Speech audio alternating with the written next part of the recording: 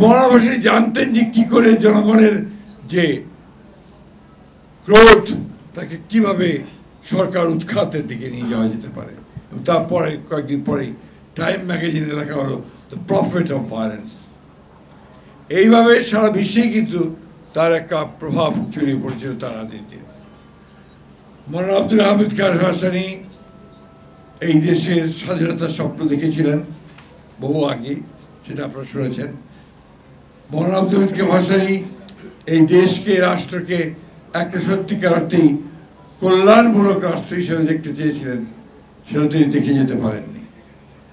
আমাদের নেতা স্বাধীনতার ঘোষক শহীদ প্রেসিডেন্ট জিয়াউর রহমানের মধ্যে তিনি সেই নেতা দেখতে পেয়েছিলেন যে নেতা হয়তোবা এই দেশের ভাগ্যে পরিবর্তন আনতে পারে।